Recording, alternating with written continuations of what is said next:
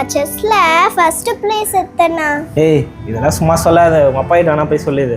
எனக்கு கப்பு பாருங்க சத்யண்ணா. கப்பா? நீயாவா சொல்ற? ஏய் சூப்பர் லட்சு, எப்படி வின் பண்ண? வாங்கல, நான் ஒரு நிமிஷம் காட்டுறேன் ஒண்ணு. என்ன விஷயம்? வாங்க சத்யண்ணா. எங்கதான் லட்சு இட்டுன்னு போற? வாங்க சத்யண்ணா, ஒரு முக்கியமான விஷயத்த காட்டுறேன். என்னதான் காட்ட போறியோ? பாருங்க சத்யண்ணா, எங்க அப்பா இந்த மாதிரி வேலை செஞ்சு கஷ்டப்படுறதுனாலதான் என்னால ஜெயிக்க முடியுது. சரி லட்சு, இது மாதிரி எப்பயுமே ஜெயிக்கணும்னு. சரிங்க அண்ணா. சரி வா போலாம். ஆமாங்க, இந்த உலகத்தில் இன்னும் எவ்வளோ பேர் தன் குழந்தைங்களுக்காக நிறைய கஷ்டங்களை பட்டு படிக்க வைக்கிறாங்க.